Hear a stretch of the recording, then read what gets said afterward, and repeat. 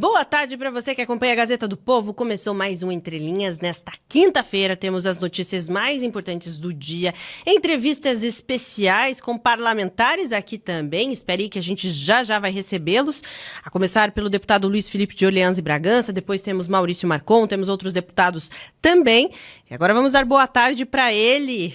Querido Frederico Junkert, boa tarde. Boa tarde, Mari. Boa tarde a todos os espectadores. Uma alegria estar aqui com todos e hoje é um dia agitado, inclusive com a escolha do novo Papa, né, Mari?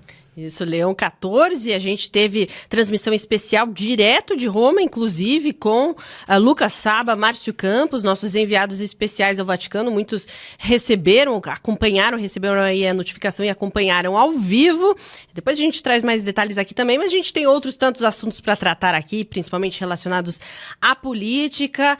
Ontem a gente teve o programa especial, né, da Marcha pela Anistia em Brasília, onde a gente discutiu também, né, sobre essa queda de braço, Câmara, STF, que às vezes a gente vê o braço muito mais forte do STF por diversos motivos, mas ontem parece que deu um respiro e uma certa esperança de que a Câmara está se reerguendo e se colocando mais firme diante do STF, né, Frederico? É isso aí, Mari. Primeiro a gente teve a passeata, né, pacífica em direção ao Congresso Nacional, que surpreendeu pelo tamanho, por um dia de semana. Usualmente essas manifestações são feitas aos finais de semana. A gente teve ali em março aquela primeira manifestação em Copacabana, no Rio de Janeiro, depois no começo de abril a reunião em São Paulo, centenas de milhares de pessoas na Avenida Paulista, e ontem também milhares de pessoas ali fazendo aquela caminhada pelo eixo monumental na cidade de Brasília até o Congresso Nacional.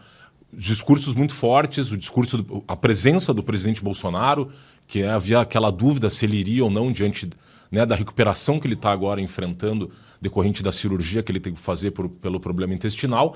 Mas a gente vê ali que, de fato, a pressão popular continua sobre o Congresso para aprovar o PL da anistia, e que foi reforçada ontem pela votação do Congresso para suspender o processo criminal contra o deputado Alexandre Ramagem, do PL do Rio de Janeiro. Foi ali uma votação importante, 315 votos, 315 deputados votaram pela suspensão do processo em curso no STF contra o deputado Ramagem, os demais acusados ali dessa tentativa de golpe de Estado. Inclusive me surpreendeu o número, que bate um pouco com aquele número que o deputado Sóstenes, líder do PL, havia mencionado como o possível voto a favor do PL da anistia. Ele havia falado ali em volta de 309, 310 votos, e ontem nós tivemos aí esses 315 votos favoráveis e 143 votos contrários. Então, você vê ali um primeiro momento, o parlamento tentando, de alguma maneira, restaurar sua independência diante do poder judiciário, especialmente do Supremo Tribunal Federal, afirmando aí a imunidade parlamentar processual, que está prevista no artigo 53, parágrafo 3º da Constituição, e que concede aos parlamentares a possibilidade de suspender processos criminais, seja contra os deputados ou contra os senadores, de crimes cometidos após a diplomação. Então, eles têm aí essa prerrogativa de, justamente para... O que são as imunidades parlamentares? Nada mais são do que as garantias conferidas pela Constituição aos deputados e senadores para que eles consigam exercer o seu mandato com independência frente aos demais poderes. Daí, por exemplo, a imunidade material, que é a imunidade de palavras, opiniões e votos, de que os deputados e senadores possam vocalizar suas opiniões sem qualquer tipo de receio quanto a represálias ou ações judiciais, tanto no âmbito civil quanto no âmbito criminal.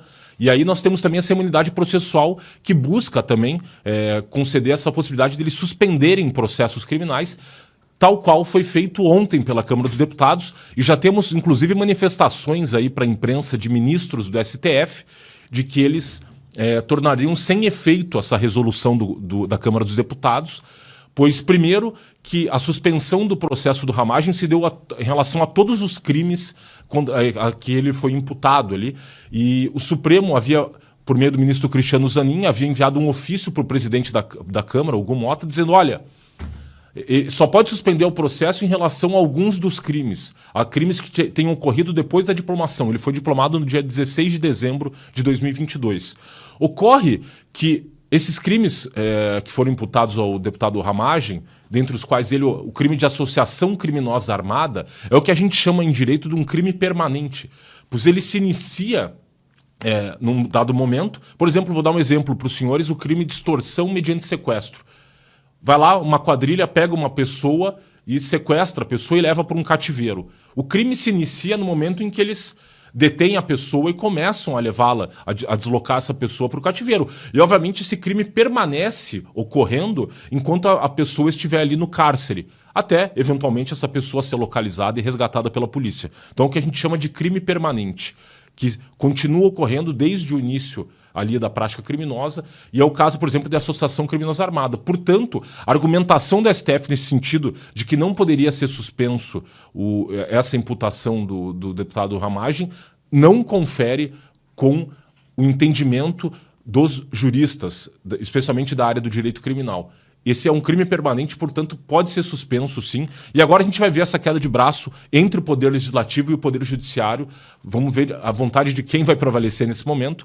E, pelo que indicou já tanto o ministro Zanin quanto o ministro Alexandre de Moraes, eles vão simplesmente desconsiderar essa decisão do Poder Legislativo, Mari. Ótimo, Frederico. Agora a gente recebe aqui no programa Entre Linhas o deputado Maurício Marcon. Boa tarde, deputado. Seja bem-vindo mais uma vez aqui ao programa Entre Linhas da Gazeta do Povo. Muito boa tarde, Mariana. Boa tarde a todos que nos acompanham. Sempre uma alegria fazer parte aí do programa. Ótimo, a gente tem várias perguntas até para fazer, né, no tempo que o senhor tiver disponível aqui para conversar conosco, mas antes eu gostaria de perguntar exatamente sobre isso que a gente está debatendo aqui desde o começo do programa, né, que é aquela questão, o Congresso respira neste momento, né, depois a gente vê essa suspensão da ação contra a Ramagem, a gente vê que, apesar de toda a tentativa do STF de se impor, né, e inclusive invadir aquilo que é atribuição do Congresso, a gente pode respirar um pouco aliviado, ter um pouco de esperança nesse momento em relação a normalidade das funções e a diferenciação entre os poderes? Bom, em primeiro lugar, acho que tu usou um argumento muito positivo. O Congresso respira. Bom, se o Congresso respira, significa que a democracia respira. Porque a democracia, ela acontece através do voto. E o voto é representado através dos deputados. E os deputados entenderam de forma muito soberana e de grande monta, né? Foram 315 votos, mais que o dobro do que os consideram que não deveria ter sido aprovado a questão ali da suspensão.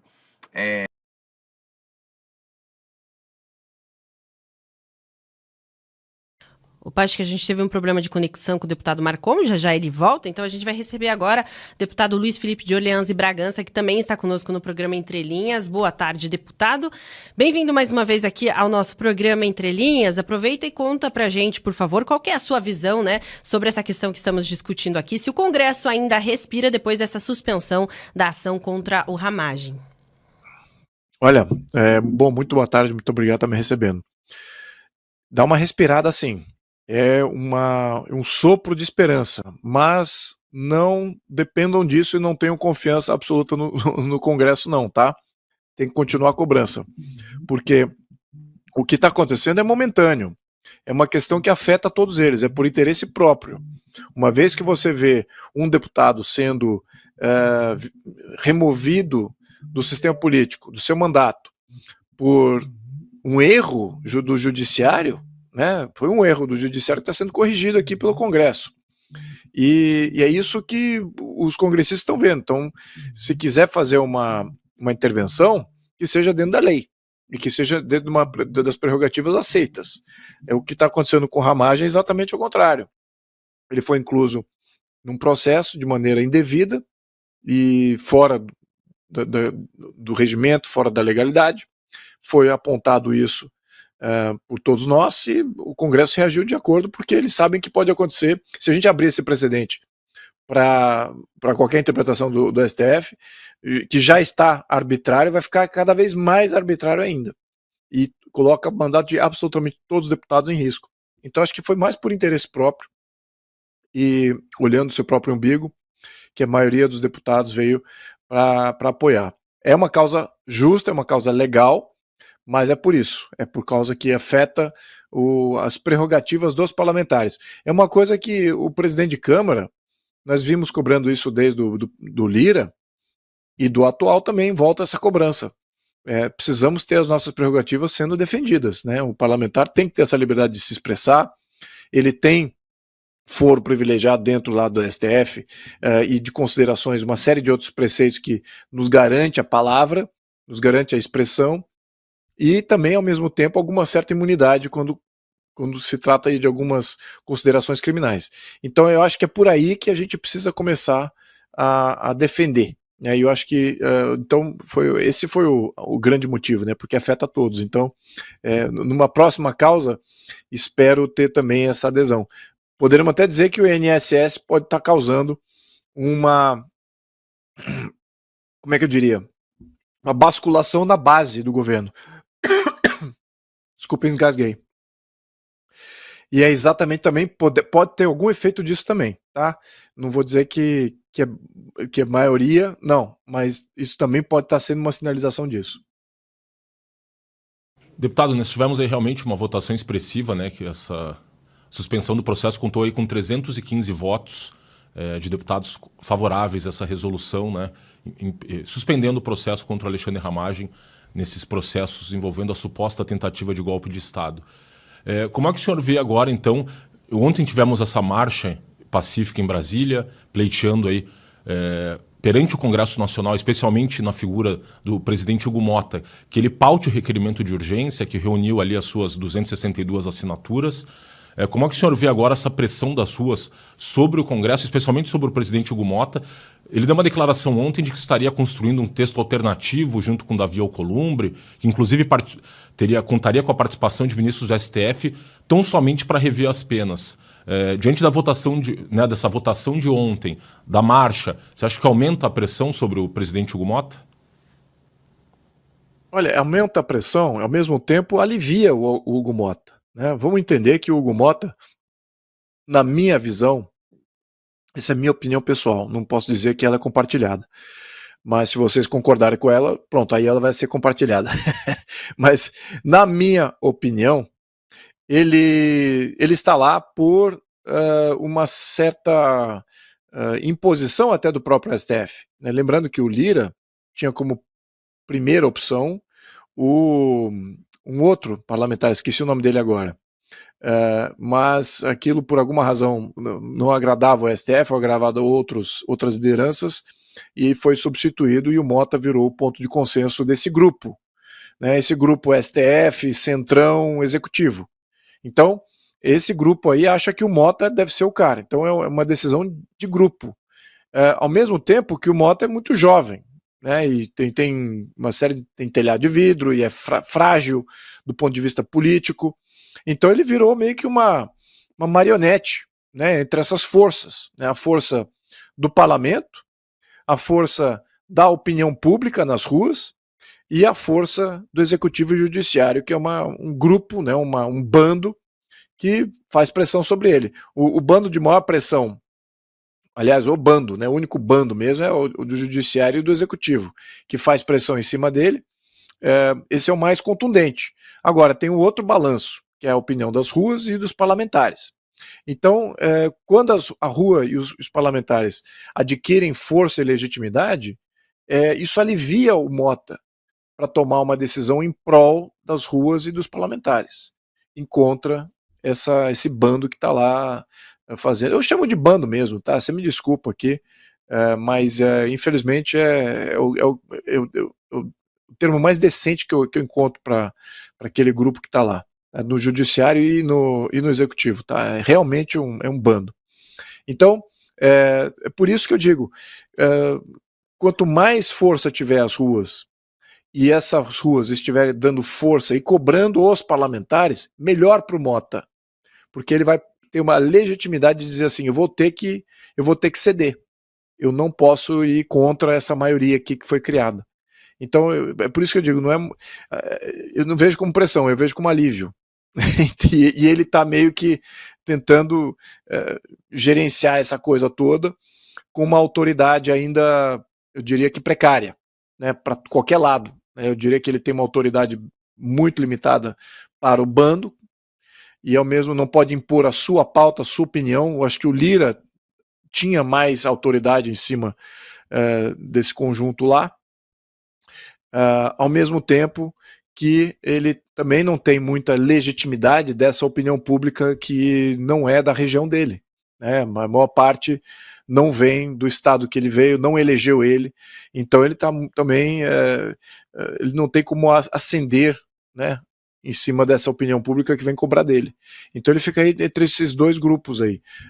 Eu acho que sim, eu prefiro que a opinião pública seja constante nessas saídas de rua, essas manifestações constantes em rede social, tem que manter a constância e tem que cobrar dos parlamentares, especificamente aqui os parlamentares do centro, as lideranças dos partidos de centro e os parlamentares do centro, né, partidos do centro, porque esses é que estão dando, que são os fiéis da balança, né? Para onde que vai o Mota? As lideranças do centro que vão definir. Se as lideranças do centro vão ceder à opinião pública, então o Mota vai em prol da opinião pública, ele não vai conseguir se impor na maioria parlamentar. Agora, se a opinião pública não se manifesta, as lideranças do centrão não se manifestam, o bando lá do judiciário e do executivo acabam impondo a agenda que eles querem. Então é por aí que eu vejo. Ótimo, deputado. Gostaria de aproveitar a sua presença aqui no nosso programa para comentar também sobre a CPI da Itaipu. Gostaria que o senhor falasse para a gente, né, contasse como ela deve atuar aí, né, para ir atrás desses desvios do uso político do Estado e tudo mais. CPI de Itaipu. Olha, nós temos agora mais de 100 assinaturas, 107 assinaturas, então está crescendo paulatinamente, à medida que o governo vai se desgastando, mais assinaturas começam a entrar. E por que não entram com mais frequência? Alguns partidos do centro, do centrão, os lideranças disseram abertamente para seus parlamentares, não assinem a CPI de Itaipu. Não assine a CPI de Itaipu. Por quê? Porque eles têm prefeitos que recebem dinheiro desviado de Itaipu, eles têm candidatos futuros a Senado, a qualquer coisa, que querem esses recursos que saem de Itaipu, porque eles têm ministérios no governo e não querem antagonizar com o governo Lula. Então eles estão orientando os seus parlamentares de centro a não assinarem Itaipu. Se os parlamentares do centro já estivessem livres desses interesses, eu diria que a gente teria mais 200 assinaturas aí, muito o dobro do que seria necessário para ter instalação de CPI. Mas como a orientação dessas lideranças do partido de centro foi de não assine a CPI de Itaipu, a gente tem aí a assinatura, a maior parte delas é de quem já compõe a oposição. E mesmo assim ainda tem mais uns 20 aí que poderiam assinar da oposição que ainda não assinaram. É isso que é importante a gente pontuar aqui. O desvio de Itaipu, ele contamina todo o sistema político e econômico também, porque eles estão aumentando tarifas em Itaipu sem justificativa nenhuma e do outro lado gastando bilhões para fazer política pública, para assentar índio paraguaio no Paraná, para fazer Janjapalusa, para agraciar prefeitos que são cabos eleitorais de futuras candidaturas, de partidos vinculados ao governo. Isso tudo, esses bilhões poderiam estar sendo usados para reduzir as tarifas, ou melhorar até a tecnologia, ou novas tecnologias de entrega de energia elétrica, que barateiam ou tornem a energia mais eficiente. Mas não, nada disso. Está sendo usado como recurso político, além de muitos desvios aí de superfaturamento, como vimos na questão de bolas, compraram bolas de futebol e superfaturaram essas bolas de futebol. Veja os absurdos. Então, infelizmente, temos aí os partidos de centro obedecendo essas diretrizes. Mas talvez com os desgastes nos outros escândalos, como, por exemplo, o INSS, é provável, muito provável, e é uma esperança que seja um rescaldo positivo dessas falências, né, do governo, é que aí todas as CPIs sejam assinadas, né? E que você tem aí um movimento pendular de que abandono, muitos partidos têm que entregar ministérios, né? Tem lá o Partido União, tem lá o Partido PP, tem o Partido PP, acho que não, mas o União, tem lá o PSD, tem o Republicanos, tem vários partidos aí que tem ministérios e, né, tem orientação para não assinar CPI nenhum, exatamente com medo aí de perder graças do governo. Então, infelizmente, temos essa dinâmica. Mas acho que a gente vai vencer infelizmente por causa desses escândalos aí que podem ter um efeito reverberatório aí na assinatura de CPI. Deputado, eu estava até me recordando aqui que o atual presidente da Itaipu, o senhor Enio Verri, foi eleito deputado federal pelo estado do Paraná, pelo PT do Paraná, e acabou inclusive renunciando ao mandato para assumir a presidência de Itaipu. Mas ele foi um dos deputados que em 2021, dos 5 deputados, que assinou uma emenda a uma medida provisória, junto com o senhor Volney Queiroz, atual ministro da Previdência, para adiar a questão da fiscalização dos descontos indevidos no INSS. Veja, esse senhor que assinou essa emenda, hoje é o presidente da Itaipu.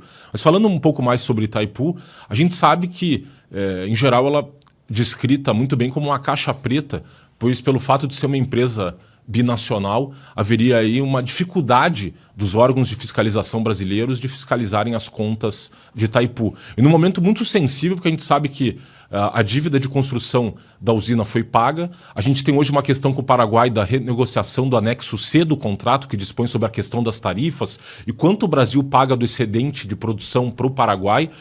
Como é que o senhor vê aí essa questão dessa caixa preta de Itaipu, se há uma iniciativa no parlamento, em trâmite, para que os órgãos de fiscalização brasileiros possam se debruçar aí sobre os gastos feitos pela empresa? Olha, se existe algum outro tipo de fiscalização que já não está contemplado, que já não existe, ou que seja essa iniciativa de CPI, eu não estou sabendo. Então, ela está operando completamente fora do monitoramento do Congresso. E eu acho que isso é muito ruim. Isso é muito ruim para todos, inclusive para o Paraguai. E, por incrível que pareça, se os juízes determinam que, por causa de ser uma empresa binacional, ela não pode ser monitorada pelo poder público local, eu acho isso um absurdo. Eu adoraria que o Paraguai, os funcionários públicos do Paraguai, estivesse monitorando Itaipu e levantando todos esses dados, porque aqui no Brasil a gente sabe que não tem transparência nenhuma. E as iniciativas de transparência aqui estão sendo sufocadas. Se eu fosse Paraguai, eu estaria feliz em saber que existe uma tentativa de CPI de trazer mais transparência na operação de Itaipu. Eles são partícipes. Então, é um absurdo esse raciocínio de que por ser uma empresa binacional não pode se ter transparência ou qualquer averiguação de qualquer órgão público nacional, porque não é exclusivo, não é da entidade, não existe uma organização supranacional só para monitorar Itaipu. Então não é isso, cada parte monitora da forma que ele convier e da forma que ele puder. E o Brasil, por acaso, tem vários recursos para fazer esse monitoramento. Então, por que nós não podemos monitorar? Então o raciocínio do judiciário não faz sentido nenhum. Faz sentido se é um grupo criminoso, que é um bando criminoso, então é por isso, aí faz muito sentido, né? Faz todo sentido. Agora, quando você, do ponto de vista de transparência, eu não sei que argumento é esse. Agora, o que eu queria dizer é o seguinte, eu tenho confiança de que Itaipu não é um caso isolado. Todos os orçamentos que estão vinculados ao executivo devem ter algum escândalo, e já estamos vendo isso em praticamente todas as estatais, todos os serviços públicos. O que nós vimos agora é a cerejinha do bolo, que foi o INSS. Então, Itaipu é só mais uma dessa longa lista de empresas que foram vilipendiadas pelo Poder Executivo, sistematicamente. E vemos agora o INSS que traz à tona que eles não têm moral nenhuma em fazer a maior barbaridade de desvio com a questão de aposentadoria. Né? Na questão do INSS, até eu diria que é mais profundo ainda, por causa que já vive um rombo. Né? O INSS, a Previdência, é rombo. E agora nota-se que há um rombo do rombo. Então, é isso que eu acho que é um absurdo. E que, eventualmente, isso vai transbordar para que, se o Congresso se tornar digno, de colocar em pauta todas essas CPIs. Né? Mas, olha, a pressão popular, eu diria que é a única intervenção agora, nesse momento, que vale. Então, essas movimentações pró-anistia também têm efeito em todas essas questões de CPIs, de pautar CPI, pautar anistia, averiguar essa questão do INSS. Então, eu acho que tudo isso vem num conjunto, não pode ser olhado como uma questão isolada, em que pese eu que tenho interesse pessoal em ver a questão de Itaipu lograr sucesso e ir adiante o mais rapidamente possível. Eu vejo que temos aí uma onda de insatisfação que está vindo só num crescente, e o governo está no epicentro dessa onda, vai receber essa onda em cheio, e ele está tentando se preservar da pior maneira possível, que é tentar criminalizar quem está levantando, querendo transparência, e não oferecendo qualquer saída que seja razoável. Isso que eu acho que é muito ruim para todo mundo. Isso acirra ainda mais essa dicotomia. Então temos aí um problema aí de ebulição social possível contra as instituições, que pode se tornar inédito. Ótimo, deputado. A gente agradece muito sua participação e te espera mais vezes aqui no Entre Linhas. Muito obrigado pelo tempo. Até a próxima. Agora a gente volta com o deputado Maurício Marcon. Voltamos a falar então, deputado, sobre aquela questão do Congresso, né? Se o Congresso ainda respira, diante dessa suspensão aí da ação contra o deputado Ramagem, que a gente viu ontem, inclusive a gente noticiou aqui, enquanto estava acontecendo aquela marcha em Brasília pela anistia dos presos pelo 8 de janeiro, e a gente estava na transmissão especial aí, veio essa notícia e de certa forma trouxe bastante esperança, inclusive para o pessoal que estava ali acompanhando essa passeata e tudo mais. Como é que o senhor vê essa novidade? Bom, primeiro só pedir desculpa, né? Quem é de Brasília sabe que a internet 5G aqui é uma tragédia. Me reposicionei e desculpa aí por ter cortado. E segundo, que falar depois do melhor deputado do Brasil, que é o Luiz Felipe, também é uma covardia vocês me colocarem, né? Porque eu tava aqui ouvindo ele, meu Deus, eu adoro sentar lá do lado dele, lá na Câmara, e aprender. Como ele é um cara inteligente, como o Brasil precisaria de mais Luiz Felipes, assim, um cara destemido, um cara que tem um conhecimento absurdo sobre basicamente tudo. Então ele realmente, a pessoa que vota nele, parabéns pelo voto. Eu sou de outro estado, mas se votasse em São Paulo, tenho certeza que votaria no Luiz Felipe. Sobre a questão do Congresso ainda respira, é uma questão de sobrevivência. Eu vi o Luiz falando aí, eu acho que eu vou na mesma linha.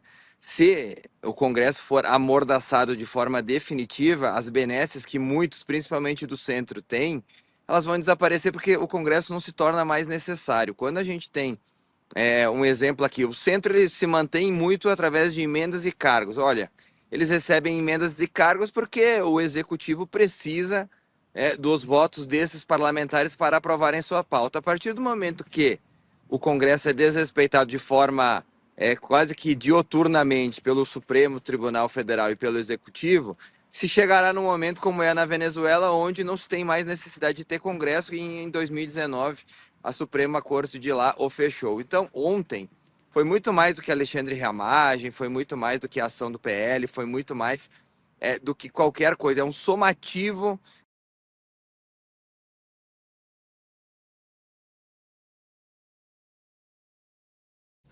Bom, a gente teve um probleminha ali novamente com a conexão do deputado. Vamos aguardar. Daqui a pouco a gente volta com o deputado Maurício Marcon. Mas como ele estava falando, a gente tem esse novo cenário em Brasília desde ontem, que é de fato o Congresso tentando se colocar de uma maneira mais altiva diante desses abusos por parte do STF. Ontem, inclusive, tivemos a publicação de uma foto do ministro Luiz Roberto Barroso junto com o oficial de justiça que havia ido intimar o Bolsonaro na UTI, lá quando o Bolsonaro estava internado, né, logo depois da cirurgia, de 12 horas a que ele foi submetido, e ele recebeu lá a intimação desse processo de suposta tentativa de golpe, e o ministro Luiz Roberto Barroso, junto com a ministra Carmen Lúcia, fizeram questão de se reunir com essa oficial de justiça, dizendo que ela havia sido constrangida pelo presidente Bolsonaro ao fazer a gravação ali do ato de intimação. E a ministra Carmen Lúcia disse ainda mais, disse que ela havia sido vítima do machismo estrutural da sociedade brasileira. Ou seja, o presidente Bolsonaro não só a teria constrangido naquele momento, quando registrou aquele ato que violava o Código de Processo Civil e o Código de Processo Penal, que proíbe que as pessoas sejam intimadas quando estão numa situação de saúde frágil e quando estão internadas no hospital, e, no entanto, a gente vê ali que o o ministro Barroso, que disse ontem, por coincidência de forma irônica, que o Supremo Tribunal Federal não se intromete no que é devido, ele vai lá e faz essa sessão de fotos ali com o oficial de justiça, respaldando novamente uma decisão ilegal do ministro Alexandre de Moraes ao determinar a intimação do Bolsonaro enquanto ele estava na UTI. Então você vê essa sucessão de fatos e, depois de muito tempo, você vê o parlamento brasileiro, por meio dos deputados federais, tentando afirmar a independência do poder legislativo diante dos abusos do poder judiciário. E nós esperamos que esse ato seja o primeiro de um levante dos deputados e que o senhor Hugo Mota crie coragem e vergonha na cara para instalar a CPI do INSS, que a gente sabe que seu primeiro secretário tem o irmão que é o presidente da CONTAG, que está envolvida nesse escândalo de descontos indevidos dos nossos aposentados e pensionistas, e que instale também, reafirme a dignidade e a independência do poder legislativo diante desses abusos aí do poder judiciário, né, Mari? É verdade, viu, Frederico? Importante a gente discutir esses assuntos aqui agora, né?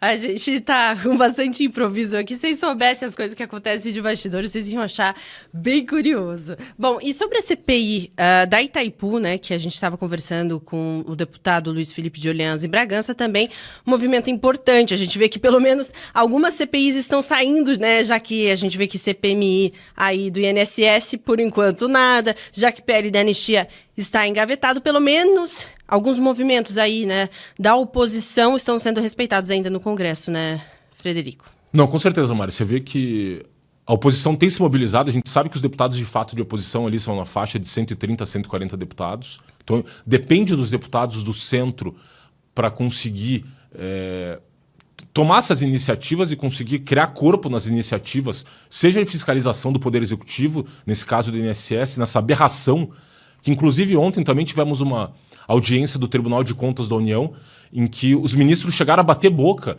porque, como a gente sabe, o início dessas investigações envolvendo esse desvio de 6,5 bilhões de reais a apuração se iniciou numa auditoria realizada pelo Tribunal de Contas da União.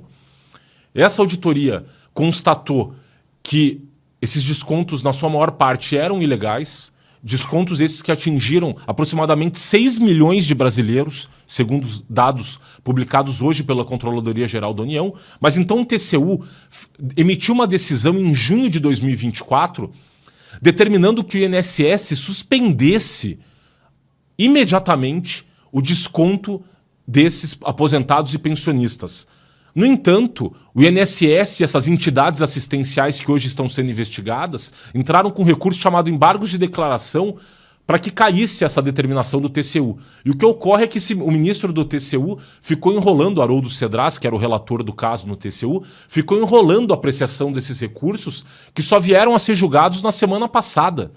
E aí o bate-boca ontem, nessa nova sessão do TCU, em que o decano do tribunal, o senhor Valder Garcia, questionou o seu colega ali, o ministro Haroldo Cedras, dizendo assim, olha, nunca na história do TCU um recurso tinha sido adiado 6 vezes sem qualquer tipo de justificativa, o que levanta suspeita, inclusive, sobre o próprio ministro do Tribunal de Contas da União. A gente tem aí... novamente, essa questão do INSS com o vídeo do Nicolas, que inclusive levou a ministra Gleisi Hoffmann a dizer que o caso havia se iniciado durante o governo Bolsonaro. O governo está nas cordas hoje, que a extrema repercussão que teve esse vídeo do Nicolas, que chegou em mais já de 100 milhões de visualizações, das pessoas indignadas e revoltadas com o roubo do dinheiro dos aposentados e pensionistas no Brasil. Escândalo esse que não é novidade, infelizmente, nos governos do PT. E a senhora Gleisi Hoffmann, ao questionar ontem o Nicolas, dizendo sobre que esses escândalos teriam se iniciado no governo Bolsonaro, ela sabe muito bem de roubo de dinheiro de aposentados, pois ela e o marido dela, ex-marido Paulo Bernardo, que foi ministro do planejamento do governo Lula II, naquele momento, os dois foram investigados no âmbito da Operação Lava Jato, pois se descobriu que eles, mancomunados com a empresa que fazia a gestão dos empréstimos consignados, essas empresas cobrariam uma sobretaxa dos aposentados e pensionistas, e essa sobretaxa era destinada à senhora Gleisi e ao senhor Paulo Bernardo, pagamento de propina e de caixa 2 para financiamento de campanhas políticas. Inclusive, o dinheiro recebido por eles era lavado por meio de um escritório de advocacia. Então a senhora Gleisi Hoffmann é especialista nessa questão de roubo de dinheiro de aposentados e pensionistas e fala com conhecimento de causa. E então a gente sabe que o governo... E sai essa semana, segunda-feira, a notícia de que esse valor de 6 bilhões e meio pode chegar inclusive em 90 bilhões de reais, mas aí envolvendo não essas taxas assistenciais, mas o dinheiro inclusive de empréstimos consignados, empréstimos que as pessoas não teriam contratado e que mesmo assim estariam tendo desconto nos seus contra-cheques desses empréstimos fraudulentos. Então é necessário uma apuração rígida, rigorosa de todos esses fatos, e aí a urgência da criação e da instauração da CPMI do INSS, do roubo dos aposentados, pelo senhor Davi Alcolumbre, tão logo ele volte desse passeio com Lula pela Rússia e pela China, que a gente sabe que teve justamente o propósito de tentar esfriar os fatos extremamente graves, e que o governo não tem capacidade de dar resposta, porque a gente sabe que o governo é o grande responsável por esse assalto ao dinheiro dos aposentados e pensionistas no Brasil. Ótimo, Frederico. Agora a gente vai receber aqui no nosso programa a deputada Daniela Rainer. Boa tarde para a senhora, seja bem-vinda aqui ao programa Entre Linhas da Gazeta do Povo. Ainda sobre esse assunto, gostaria que a senhora comentasse sobre a questão do escândalo, né, que envolve o INSS, e também o seu projeto que prevê aí esse cancelamento dessa cobrança automática do INSS, que a gente sabe que por muitos anos aí comprometeu muitas vítimas, né? Boa tarde para a senhora. Olá, boa tarde, Mariana, boa tarde, Frederico, a todos que nos acompanham aqui na Gazeta do Povo, uma honra estar aqui com vocês. Há pouco a gente falava que nós tínhamos várias CPIs, né, para a gente iniciar esse ano, e todas de uma gravidade, né, muito grande. Mas a cada escândalo que surge, parece que as anteriores vão perdendo a gravidade, né? E esse escândalo do INSS, além dos valores que a gente está falando, inicialmente se falou em 6 bilhões, agora já está se falando em mais de 90 bilhões numa outra modalidade, que daí também já nos mostra que o leque, né, desses descontos indevidos é bem grande. Mostra que parece que a cada escândalo desse governo vai sendo maior, né, do que os anteriores. E esse, inclusive, ele bota um tom de crueldade, né, porque lesar os nossos aposentados, os nossos idosos, às vezes pessoas que estão numa situação de vulnerabilidade, eu tenho certeza que não é raro as que estão numa situação de vulnerabilidade, que foram lesadas de uma forma cruel e horrorosa, né? Então a gente além da questão de valores, ainda tem essa comoção social de estar lesando, né, os nossos idosos, pessoas que muitas vezes estão em vulnerabilidade, e também acabou com a credibilidade do sistema de seguridade social, que o grande elan da seguridade social era a credibilidade, que agora foi violada por esse governo do PT, que não cansa de se envolver em escândalos de corrupção, né? E com tudo que a gente apurou, né, conversando inclusive com colegas advogados que inclusive já entraram com ações judiciais a pedido de alguns aposentados que perceberam esse desconto indevido e que tiveram inclusive sentença judicial mandando cessar os descontos, e que os descontos não cessaram.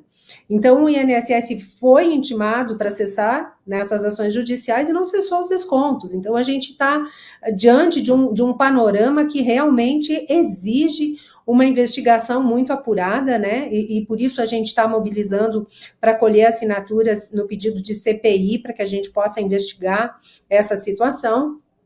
E eu também fiz um projeto de lei, o projeto de lei 2048 de 2025, que nasce justamente dessa preocupação com esse problema recorrente e extremamente grave, né, que está lesando os nossos aposentados por conta de descontos indevidos na sua aposentadoria, né, e que não são só essas contribuições sindicais, associativas, similares, enfim, mas agora a gente está vendo que são também de descontos por empréstimos consignados, muitas vezes indevidos, né? Eu estava lendo aqui uma matéria, até acredito que é de vocês, da Gazeta do Povo, que só no ano de no ano passado, foram mais de 35 mil queixas de deduções indevidas, de consignados indevidos, né? Então, esse é o número de pessoas que se deram conta que estavam sendo lesados, porque, infelizmente, a gente não consegue acompanhar todos os boletos, todos os descontos, folha de pagamento, enfim, a gente não dá conta, infelizmente. Eu acho que a única pessoa que faz isso é a minha irmã, viu? A minha irmã, ela confere até o ticket do supermercado, e tá certa ela, eu vou começar a conferir tudo também, porque muitas pessoas não conferem a sua folha de pagamento do INSS, né? E aí acaba que não percebeu. Mas o número de pessoas que perceberam esse desconto indevido é absurdo, né? E vale lembrar também que esse valor que a gente está falando aqui, de 90 bilhões, foi só no ano de 2023. Então, a gente está realmente assim numa situação que parece ser um poço sem fundo. Acredito que é o maior escândalo de corrupção, né? Ela superou o mensalão, o petrolão, e realmente, assim como a gente falou, além de ser esse absurdo gigante, corta o coração da gente, né? Porque está atacando os nossos idosos, os nossos beneficiários do INSS. E esse meu projeto de lei, ele busca justamente impedir que esse tipo de fraude aconteça, que precisa ter, para haver qualquer desconto, precisa ter a autorização expressa do beneficiário. Não pode mais fazer por osmose como eles estavam fazendo, né? E infelizmente a gente sabe que a sofisticação desses crimes digitais tem aumentado de uma forma absurda, né? Conversando também com as nossas forças de segurança, dá sempre a sensação de estar correndo atrás, porque eles se aperfeiçoam de uma forma absurda, né? Então, realmente eles têm conexões de todas as formas, a criatividade para o mal parece que não termina nunca, né? E o que a gente quer é justamente proteger os nossos beneficiários para que eles não sofram esse tipo de cobrança abusiva, né? Não pode mais, no meu projeto de lei, não vai mais poder ter nenhum tipo de cobrança automática, né? Tem que ter a autorização expressa de quem quer aderir a qualquer tipo de desconto. Deputado, vi que a senhora tem uma atuação muito intensa na questão fundiária, né? Especialmente, a gente teve aí no último mês o Abril Vermelho, em que o MST invadiu uma série de propriedades ao redor do Brasil. Queria que a senhora nos falasse, vi que a senhora participou aí do lançamento desse movimento dos Conterra para se contrapor ao MST, que a senhora nos falasse um pouco aí sobre essa iniciativa. Ai, bacana. É um tema assim que tem nos preocupado muito, porque a sensação que a gente tem nesse momento é, inclusive, que o MST e movimentos afins, parece que eles têm até um orçamento próprio no atual governo, né? E existe um fomento ainda aqui indiretamente para invasões de terras no atual governo federal.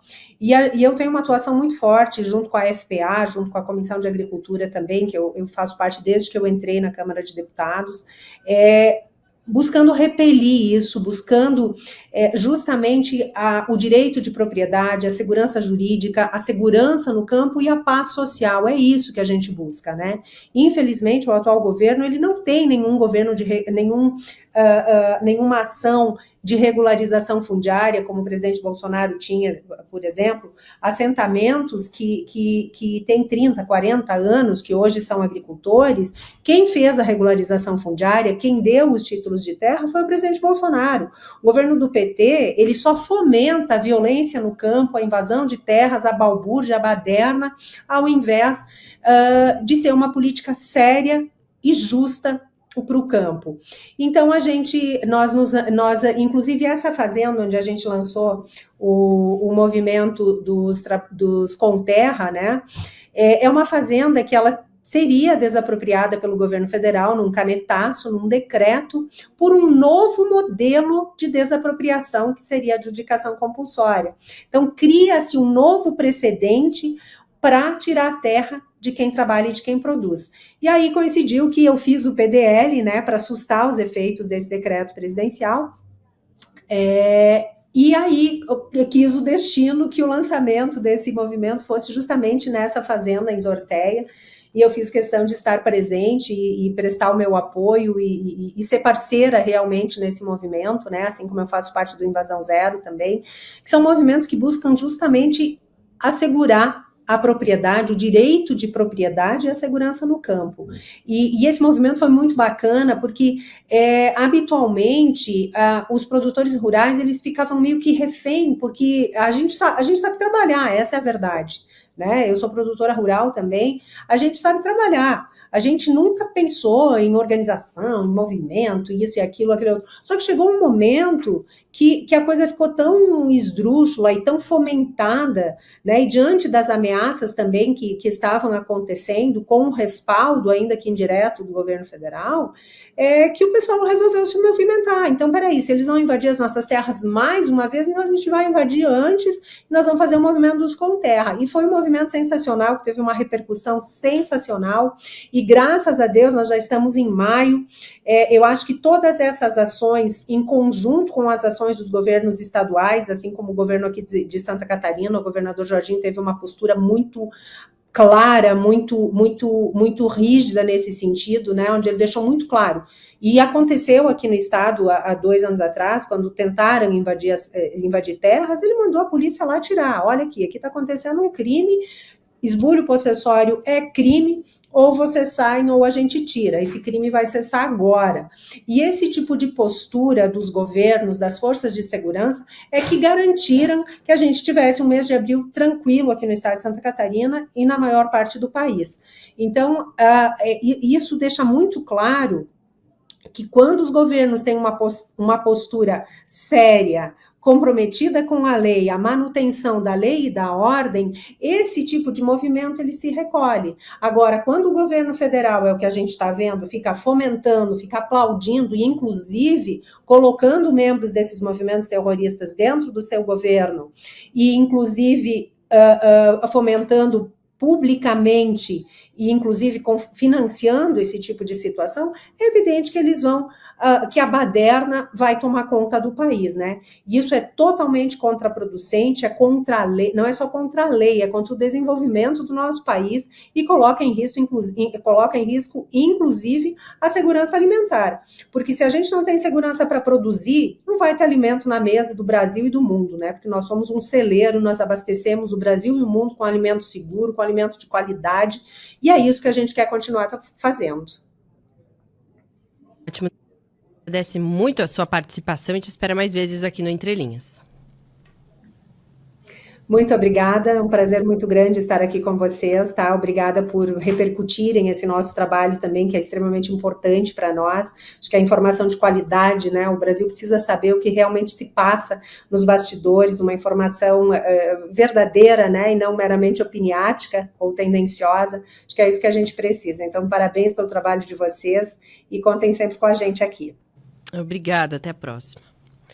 Em relação ao escândalo do INSS, Frederico, a gente vê muitas narrativas sendo criadas aí. Eu vi, inclusive, né, a gente vê de vez em quando a gente vê postagens numa bolha mais da esquerda e tal, e eles postando, eu vi inclusive uns memes absurdos, e acho curioso que eles repostam o vídeo eles não repostam exatamente o vídeo do Nicolas Ferreira, colocam uma imagem, não print, porque eles não querem que as pessoas assistam, porque sabem que não tem nenhuma inverdade no que ele está falando, né?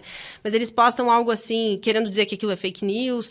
Teve um que disse assim, cada vídeo do Nicolas compartilhado é um pedaço a menos no cérebro, umas coisas absurdas assim, mas eles não compartilham o vídeo porque sabem que se as pessoas assistirem aquilo, vão entender o que de fato está acontecendo. Isso a gente viu na questão do Pix também, né? Aquelas páginas de esquerda, conhecidas como Brasil Fede Covid, etc., colocando fake news, e a imagem do Nicolas Ferreira sem deixar que o público ouça aquilo, porque se ouvir vai entender, e tanto que furou bolha, inclusive, né? Os que foram atrás e assistiram aos vídeos entenderam o que estava acontecendo. Então, essa questão do INSS também, hoje eu vi, inclusive, durante a transmissão que a gente fez do Vaticano, né? Direto lá do Vaticano, junto com o Lucas Saba, Márcio Campos. Alguns estavam comentando também questões políticas no meio, e alguns falaram, questione o Jair Bolsonaro, né, o pessoal do Jair Bolsonaro, porque ninguém investigou o INSS durante os 4 anos. Então, a gente vê que existe uma tentativa de criar uma narrativa de que o problemão já veio desde a antiga gestão, né? Mas fato é que as coisas explodiram de fato no governo Lula. Muitas coisas aconteceram só depois de 2023, e a gente vê muitos nomes de aliados ao Lula sendo investigados também, né, Frederico? É isso aí, Mari. A gente sabe que um dos primeiros atos do governo Bolsonaro, a famosa medida provisória 781, foi ali editada no dia 19 de janeiro de 2019, ou seja, os primeiros dias do governo Bolsonaro. Ele já apresentou essa medida provisória que visava justamente combater as fraudes dentro do INSS. A gente já teve aqui a oportunidade de dizer que, infelizmente, há um histórico dentro do INSS de grandes fraudes.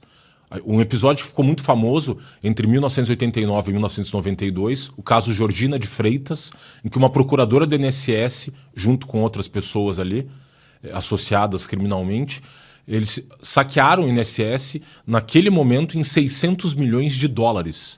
Esse episódio ficou muito famoso, inclusive, porque ela fugiu do Brasil, fez cirurgias plásticas para tentar fugir da justiça. No entanto, ela foi encontrada na Costa Rica, acabou sendo extraditada e cumpriu sua pena no Brasil. Então a gente sabe que há um longo histórico aí de escândalos envolvendo o INSS. Mas, pela primeira vez, a gente teve um escândalo primeiro, em que se assaltou diretamente ali o bolso dos aposentados e pensionistas. Porque esses outros escândalos, como é que eles eram geralmente? Eles vão lá e forjam, por exemplo, criam uma identidade falsa, aí ou pegam um CPF de uma pessoa morta e começam como se aquela pessoa estivesse viva, e o INSS forjam ali os documentos para que seja feito esse pagamento ilegal a essas pessoas que não existem. Esse geralmente é o método fraudulento dentro do INSS. E ocorre que dessa vez você vê ali que eles, por meio dessa taxa assistencial, dessas entidades que supostamente ajudariam os aposentados e pensionistas com descontos em plano de saúde, assistência jurídica, auxílio funeral, eles começaram a assaltar direto o bolso dos aposentados e pensionistas, nesses casos, mediante uma taxa mensal de filiação e de associação a esses clubes de benefícios que variavam entre R$ 45 a R$ 80 por mês. E a gente sabe que de fato, havia episódios ali anteriores a 2023, mas se você pegar os números ali, a partir da chegada do Lula ao poder, houve uma explosão desses casos, tanto que foi justamente a explosão desses casos que levou a uma atuação, a uma auditoria do Tribunal de Contas da União, diante de uma reclamação de milhões de brasileiros, inclusive por uma iniciativa da deputada Bia Kicis, que era presidente da Comissão de Fiscalização da Câmara dos Deputados, e que esse acordo do Tribunal de Contas da União de 2024, que havia determinado a suspensão imediata da cobrança indevida desses descontos indevidos no contra-cheque dos aposentados e pensionistas, partiu de uma solicitação da deputada Bia Kicis por meio da Comissão Fiscalizadora da Câmara dos Deputados. Então você vê que houve uma explosão de casos pós-2023, a entidade mais envolvida nesses casos é a CONTAG, Confederação Nacional da Agricultura, dos Trabalhadores da Agricultura, que, num período de 10 anos, já recebeu, por meio dessas taxas assistenciais descontadas do contra-cheque dos aposentados e pensionistas, mais de 3,6 bilhões de reais. E o presidente dessa entidade é simplesmente irmão de um deputado federal do PT de Pernambuco, Carlos Veras, que, não por coincidência, é o atual primeiro secretário da Câmara dos Deputados.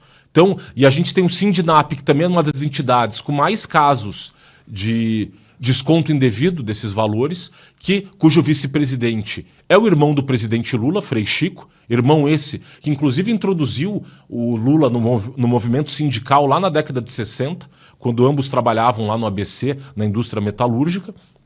E o presidente desse sindicato, senhor Márcio Bittar, que é membro do Diretório Nacional do PDT do ministro Carlos Lupe.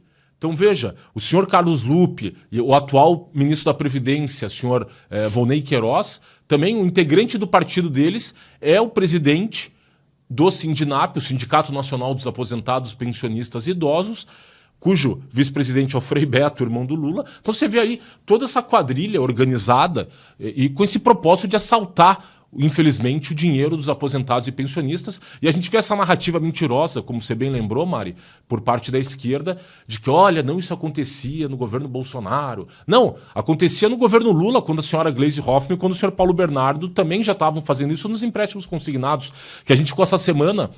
Para terem noção dessa questão dos empréstimos consignados, hoje nós temos aproximadamente 66 milhões de pessoas que recebem aposentadoria ou pensão do INSS. 66 milhões de brasileiros. Nós temos 16 milhões desse universo de 66 milhões que tem algum tipo de empréstimo consignado. Então você veja, tanto que esse valor só em 2024 chegou aí a 90 bilhões de reais de empréstimos consignados. E a gente ainda não sabe o valor do rombo de quanto desses empréstimos foram empréstimos não contratados que estavam sendo feitos sem que as pessoas tivessem feito autorização para o desconto desses valores. Sendo que a gente sabe que o público que mais tem sido lesado nesses descontos indevidos é o público, 67% dessas pessoas, os aposentados rurais, especialmente do Nordeste. Ou seja, que a gente sabe que são pessoas que são analfabetas, têm dificuldade de lidar com tecnologia, de mexer no dispositivo do celular. Por exemplo, hoje, inclusive, o governo tem se comunicado com as pessoas por meio do aplicativo Meu INSS. Quantas pessoas da faixa de 70, 80, 90 anos aí que sabem mexer, por exemplo, no aplicativo? A gente sabe que muito poucas. Inclusive, dentre as determinações do TCU nesse acórdão de 2024, havia ali uma de que o governo federal promovesse uma campanha de conscientização dos brasileiros para que eles pudessem saber dessas fraudes, desses descontos indevidos, para que as pessoas pudessem tomar conhecimento dos meios pelos quais elas pudessem descobrir se estava sendo feito desconto indevido nos seus contra-cheques ou não. Você vê um governo que gasta aproximadamente hoje 4 bilhões de reais para promover propaganda por meio do seu Ministério da Comunicação. Eu faço uma pergunta aos senhores. Veja se o governo federal fez uma campanha de conscientização dos cidadãos brasileiros sobre o risco de fraude no INSS. Nenhuma. A gente sabe que essa propaganda só serve para promover as supostas boas políticas do governo Lula, que a gente sabe que, infelizmente, é praticamente nula a quantidade dessas políticas no atual momento, né, Mari? Verdade, Frederico. Agora a gente vai receber Homero Marchese aqui no nosso programa. Fazia tempo que a gente não recebia, porque teve feriado, depois mais feriado, enfim.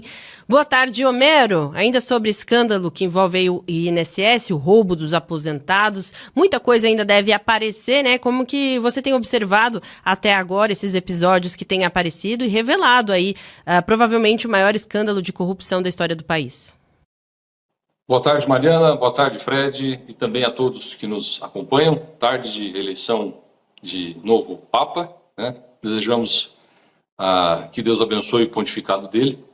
Sobre esse escândalo do INSS, acho que um aspecto que está sendo pouco discutido, eu não sei, sinceramente, se vocês já trataram desse assunto agora no programa, mas é o fato de que o Tribunal de Contas da União, que foi um dos órgãos de controle que identificou os problemas nos descontos nas aposentadorias e pensões do INSS, tinha já há cerca de um ano a determinação para que o INSS resolvesse esse problema dos descontos fraudulentos.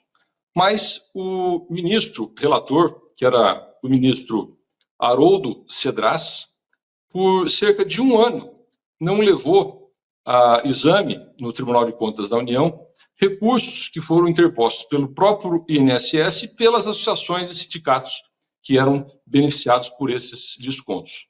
Ele levava o recurso para julgamento e tirava o recurso de julgamento. Fez isso durante um ano. E qual era o efeito disso? O efeito disso é que a decisão que o TCU tinha dado lá atrás, obrigando o INSS a cancelar esses descontos, ela não tinha eficiência, ela não tinha eficácia, ela estava suspensa toda vez que o ministro Haroldo Cedras fazia isso. Então, nessa semana, inclusive, teve uma discussão no no Tribunal de Contas da União, em que outros ministros, em especial o ministro Walton Alencar Rodrigues, disse que isso era um absurdo, que esse escândalo bilionário poderia ter sido diminuído caso o Tribunal de Contas da União tivesse feito o que lhe cabe fazer, que é fiscalizar o dispêndio de recursos públicos da União. Então, vocês vejam que não é só a roubalheira por parte de alguns, né? É também a inoperância, né, talvez deliberada, por parte de outros, que tinham a função justamente de evitar o que aconteceu e não fizeram, ficaram adiando a solução do caso por um ano. Infelizmente, é muito grande, né, o tamanho dos problemas que o Estado brasileiro tem quando se trata de defender a honestidade e a probidade na administração pública. Ótimo, Homero. Agora a gente, até para continuar a nossa conversa aqui, a gente vai acompanhar um trecho do discurso de ontem de Jair Bolsonaro, que nós mostramos aqui ontem no programa especial de cobertura da Marcha pela Anistia em Brasília. Vamos ver novamente para inspirar nossas conversas aqui. Se queremos democracia, se queremos liberdade, se queremos uma pátria melhor para todos, todos nós somos responsáveis pelo futuro do nosso país. Mais uma vez, ele me deu uma outra vida. Sou muito grato a ele. Poderia estar muito bem de outro lado, mas não estaria com a minha consciência tranquila. Eu não sei como alguns poderosos, fazendo tanta maldade, conseguem dormir em paz uma noite sequer dessa vida. Vamos acreditar no país, vamos acreditar em nós mesmos, vamos nos empenhar, vamos nos fortalecer e vamos vencer. Quem esperava um público como esse em Brasília no meio de uma semana? Ninguém esperava. Pouca gente esperava isso. A anistia é um ato político e privativo do parlamento brasileiro. O parlamento votou. Ninguém tem que se meter em nada. Tem que cumprir a vontade do parlamento, que representa a vontade da maioria do povo brasileiro. Ótimo, a gente viu aí, né, Homero? Jair Bolsonaro reforçando, né, que a anistia é uma questão do Congresso, é uma atribuição do Congresso. Ontem a gente também viu uma movimentação, que é o tema do programa de hoje também, né, e a questão é, o Congresso ainda respira depois da suspensão da ação contra a ramagem? Eis a questão, né, como é que você avalia, né, existe alguma movimentação? Depois da manifestação de ontem também o Congresso está se sentindo um pouco mais pressionado a agir a favor da anistia, por exemplo, e outras pautas que são prioritárias aí para a direita e que por enquanto estão engavetadas? Mariana, eu não seria tão otimista nesse ponto, porque a decisão da Câmara sobre a suspensão da ação penal contra o Ramagem, ela foi pautada pelo presidente da Câmara e ela foi pautada porque o STF determinou que fosse pautada.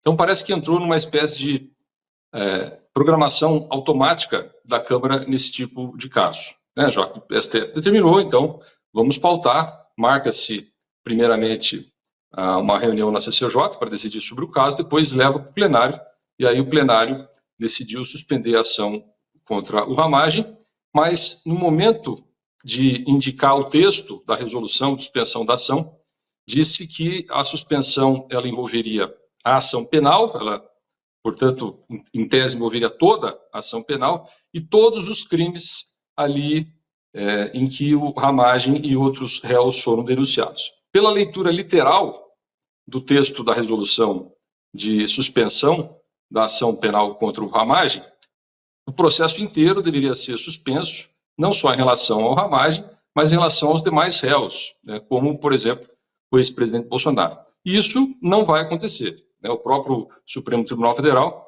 já disse, inclusive em um ofício, à própria Câmara dos Deputados, por parte do presidente da primeira turma, o ministro Zanin, que a suspensão só pode acontecer em relação ao Ramagem e em relação a alguns crimes, né, os crimes de depredação de patrimônio público e dano a patrimônio tombado, né. Os demais crimes que foram imputados a ele, como tentativa de golpe de Estado, abolição do Estado de Direito, esses também, de acordo com o STF, não estariam incluídos na possibilidade de suspensão pela Câmara. E é isso que o STF deve fazer agora. Isso vai gerar um desgaste grande para o tribunal, porque evidentemente que haverá uma reação da Câmara e do Congresso. Mas você pergunta se a decisão de ontem sobre o Ramagem pode aumentar a pressão pela anistia. Eu acho que não, disse que não, porque o Hugo Motta, apesar de ter recebido um requerimento para pautar a votação do projeto de anistia, assinado por mais de 257 deputados federais, que é a maioria absoluta dos deputados, simplesmente disse que não ia pautar, ficou por isso mesmo, já são aí 2, 3 semanas, não houve nenhuma providência, né? Um deputado só, que é ele, diz que tem esse poder, parece que todo mundo aceita e fica por isso mesmo, né? Eu pergunto, inclusive, se essa decisão de suspender a ação contra o Ramagem não seria um aceno que o Hugo Motta faz para a direita, já que começa a ser severamente criticado por ela, né? Porque pessoas como o Hugo Motta, nessa posição que ele está, vivem de fazer isso, né? Vivem de fazer acenos para um lado, para o outro, ficam ali se equilibrando no muro, com isso tem bastante sucesso na sua carreira. Ou a oposição se organiza e exige que o Hugo Motta paute, portanto, o projeto de lei da anistia, ou nada vai acontecer. E como que a oposição pode fazer isso? Tornando a vida do Hugo Motta no Congresso muito difícil, né? Como fazendo isso? Obstruindo votações, fazendo críticas públicas, deixando toda a atenção do Congresso a essa pauta só, de modo que o Hugo Motta, né, coloque, enfim, a mão na consciência, né, e, embora não convencido de que está fazendo a coisa certa, faça a coisa certa, pelo menos para se livrar desse pepino gigante. Porque, afinal de contas, não dá para governar um Congresso em que a maioria absoluta dos seus membros é contrário ao que o presidente faz, é o contrário do que o presidente pensa. Só que, para isso, volto a dizer, né, a oposição e os deputados que assinaram o regime de urgência vão ter que fazer a sua parte, vão ter que pressionar, vão ter que fazer muito mais do que estão fazendo hoje. Homero, ontem nós tivemos no STF ali pode ser um bate-boca quase entre o ministro Flávio Dino e o ministro André Mendonça, julgando um caso que apreciava a constitucionalidade do dispositivo do Código Penal, que nos crimes contra a honra tem uma causa de aumento de pena de 1/3 quando esse crime é cometido contra a honra de funcionário público ou de presidente de poder, seja presidente da República, presidente da Câmara dos Deputados ou presidente do Supremo Tribunal Federal. Como é que você vê essa questão aí do bate-boca entre os ministros? Eu acho que o André Mendonça, depois de vários anos, parece que acordou. Eu não sei se tem a ver com o lançamento das redes sociais dele, que ele está mais ativo agora, se ele está sentindo que a maré está virando e agora ele quer jogar no time vencedor, enfim. Nos últimos anos foi uma grande decepção, do meu ponto de vista, porque era alguém em que boa parte da população depositava a esperança de que pelo menos fizesse um contraponto aos abusos que eram cometidos lá no Supremo Tribunal Federal. Agora, nesse caso, o ministro André Mendonça está correto, né? Não há por que ter uma causa de aumento de pena quando um crime é cometido por alguém que ocupa um cargo público. No mínimo, o que nós temos que ter é uma igualdade de tratamento em relação a quem está na administração pública ou quem está fora dela. Ótimo, Homero. Eu queria aproveitar e ouvir a opinião do Frederico sobre isso, né? Até o André Marcília estava comentando sobre isso nas redes sociais, sobre que assistindo esse diálogo a gente entende muito bem por que a discussão sobre a liberdade de expressão é tão precária no Brasil, né? Em relação principalmente às manifestações dos próprios ministros do STF, né? Você vê que é um debate muito pouco refinado, assim, juridicamente, intelectualmente. Tanto porque a gente sabe que, por exemplo, nos Estados Unidos, você pega as decisões, é uma longa tradição de decisões da Suprema Corte sobre casos envolvendo a liberdade de expressão. Dentre os quais aqui eu citaria, por exemplo, o caso Brandenburgo versus Ohio, em que a Suprema Corte dos Estados Unidos basicamente declarou que assim, todo discurso é legal, salvo quando envolva a incitação de uma ação ilegal iminente. Então, um ato de violência, assim, a pessoa diz, vá lá e bata naquela pessoa. Então, e aí a amplitude da proteção à liberdade de expressão nos Estados Unidos, por exemplo, em especial contra figuras públicas, que a gente sabe que esse âmbito de proteção da liberdade de expressão é ainda maior quando envolve figuras públicas, justamente porque cabe A liberdade de expressão é dos instrumentos de que dispõe a cidadania para apontar ali, eventualmente, desvios de poder, abusos de poder e todas as situações em que agentes públicos venham a abusar dos seus cargos ou, por exemplo, uma versação de recursos públicos. E a gente vê ali o ministro Flávio Dino dizendo que ele ficaria indignado, que para ele é um crime chamar um político de ladrão, um ministro do Supremo Tribunal Federal de ladrão. Para esse mesmo ministro que disse que, por exemplo, ser chamado de nazista não é uma ofensa à honra. Então você vê que para ele são os dois pesos e duas medidas. Esse mesmo ministro que processou o podcaster Monark, que hoje inclusive está exilado nos Estados Unidos, quando ele havia chamado Flávio Dino de gordola. Dentre outros adjetivos, mas eu acho que o que mais incomodou o ministro foi ele ser chamado de gordola. Quando a gente sabe que ele estava simplesmente descrevendo a realidade. O ministro tem um sobrepeso. Obviamente que é um termo jocoso, mas a liberdade de expressão protege inclusive termos jocosos, segundo jurisprudência do próprio Supremo Tribunal Federal, num caso ali da relatoria do ministro Alexandre de Moraes. Então, esse mesmo ministro Flávio Dino, que a gente vê que não é muito amigo da liberdade de expressão, pois em outubro do ano passado, e aí me estranha inclusive o silêncio de uma grande parte da imprensa, em que ele simplesmente ele determinou judicialmente que quatro livros fossem queimados, destruídos. Aí me lembra, aí quando ele falou da questão de que ser chamado de nazista não é uma ofensa, na opinião do ministro, a gente lembra que quem queimava livros eram os nazistas, no episódio famoso, em 1933. Ele queimou esses livros, mandou que esses livros fossem queimados, pois eles conteriam declarações misóginas e homofóbicas. E assim, o silêncio completo da imprensa quanto a isso, você vê o ministro do Supremo Tribunal Federal, no ano passado, em outubro de 2024, determinando que livros fossem queimados. Assim, uma decisão completamente absurda, que inclusive o Tribunal Regional Federal da 4ª Região, que é o tribunal cuja sede é em Porto Alegre, havia dito, por meio do pedido do Ministério Público, que não caberia a destruição desses livros, justamente em função da liberdade de expressão, que é um direito constitucional garantido a todos os brasileiros, e que, obviamente, se quem se sentiu incomodado pelo conteúdo daqueles livros, que inclusive eram livros de conteúdo jurídico, que eram publicados por professores de direito, eventualmente quem se tivesse se sentido ofendido poderia eventualmente buscar uma indenização por ofensa à honra, ou inclusive eventualmente uma queixa-crime por crime de injúria, difamação ou calúnia, mas a gente vê essa jurisprudência recente do Supremo Tribunal Federal, que não é amiga da liberdade de expressão, e a gente sabe que, inclusive naquele célebre episódio da ministra Carmen Lúcia, no auge do segundo turno das eleições presidenciais em 2022, quando ela disse que, olha, a Constituição brasileira, no seu artigo 220, proíbe a censura. Mas nesse caso aqui, vamos só até o segundo turno. Vamos censurar o documentário do Brasil Paralelo só até o segundo turno, depois a gente libera o documentário. Então, você vê esse contrassenso. A ministra ontem, só para reforçar, que deu uma declaração dizendo que a oficial de justiça que havia intimado o Bolsonaro na UTI, que ela havia sido vítima do machismo estrutural da sociedade brasileira. Então, o presidente Bolsonaro, naquele momento, ao gravar a ilegalidade contra ele praticada, estaria praticando um ato de machismo estrutural. Então, infelizmente, esse é o nível do nosso atual Supremo Tribunal Federal, em que ministros que, se tivessem a decência de respeitar a tradição do tribunal e o peso de vestir uma toga de juiz, abandonariam a toga, atravessariam a Praça dos Três Poderes, se colocariam como candidatos e disputassem, então, um cargo eletivo, pois cabe a ele melhor a eles esse papel do que, infelizmente, o papel de ministros de uma Suprema Corte.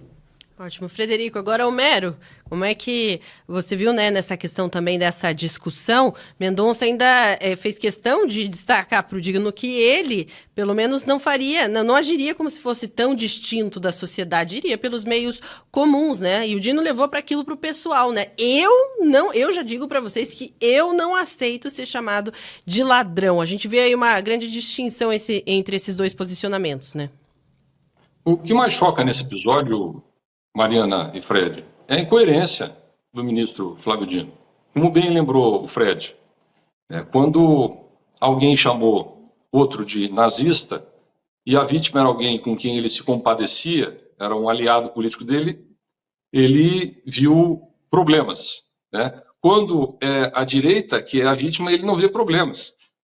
E aí esse tipo de discussão, quando envolve essas pessoas ficam muito marcados pela incoerência. Nos Estados Unidos, como lembrou bem o Fred, a liberdade de expressão é bastante ampla. Esse próprio precedente que ele mencionou, Ohio versus Brandenburgo, a Suprema Corte defendeu a liberdade de expressão de uma pessoa do grupo Ku Klux Klan, que é inclusive um grupo racista nos Estados Unidos.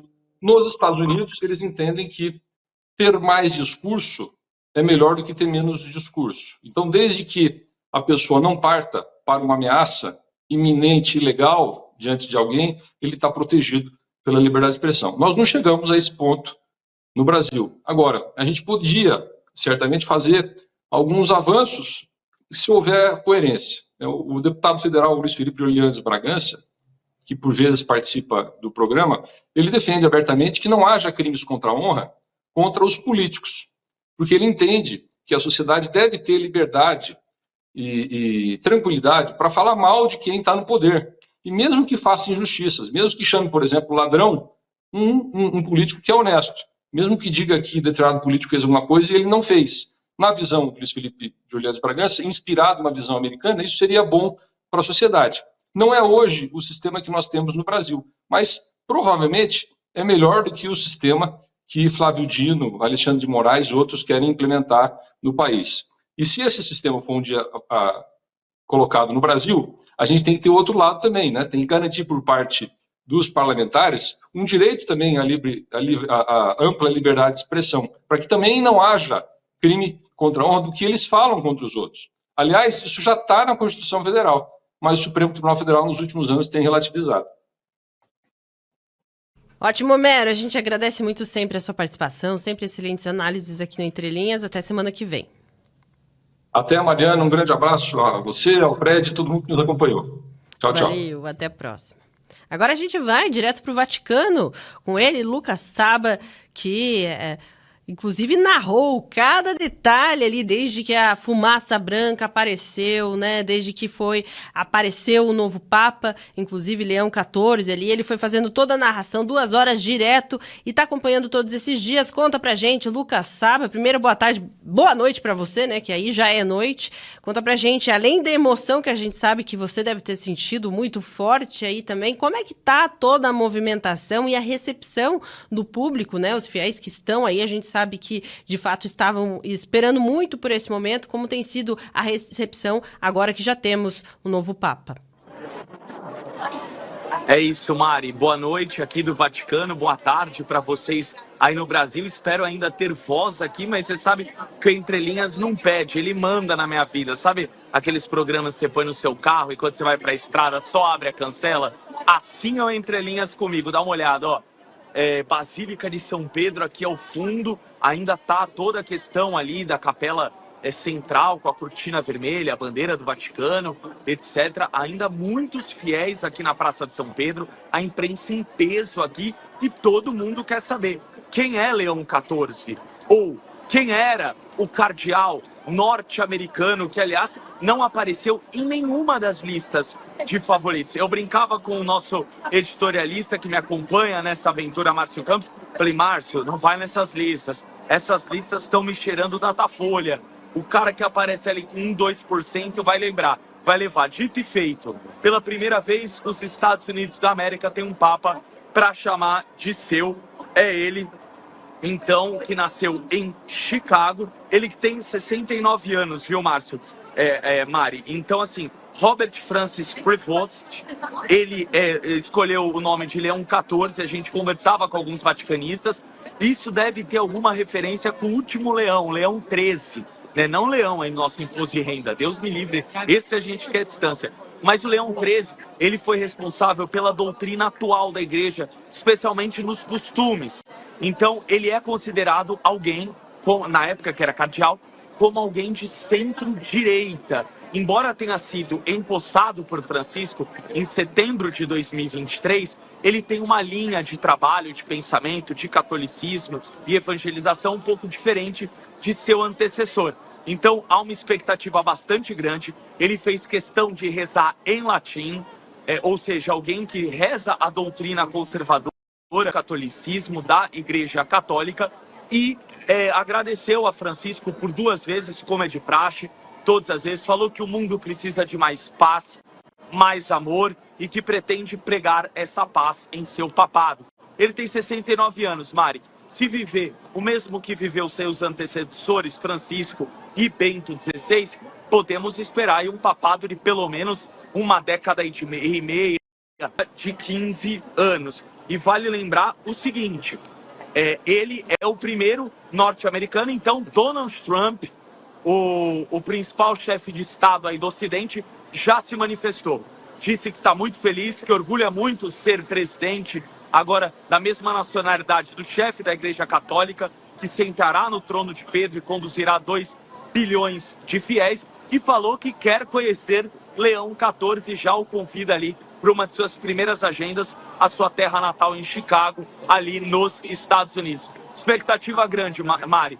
Começa o novo reinado na Igreja Católica, agora esse liderado por Leão XIV. Excelente, Lucas Saba, mais uma vez, parabéns pela excelente cobertura que você tem feito aí no Vaticano. Descansa um pouquinho até a próxima entrada, né? E a gente conta com mais informações aí nos próximos dias também. Muito obrigada e parabéns mais uma vez, Lucas Saba. Bom, e a gente vai ficando por aqui, né, Frederico? Frederico, obrigada pela companhia nessa quinta-feira também. Amanhã tem mais, né, às 3h. Isso aí, Mari. Programa agitado, muito bom. E então até amanhã, uma ótima tarde aí para todos.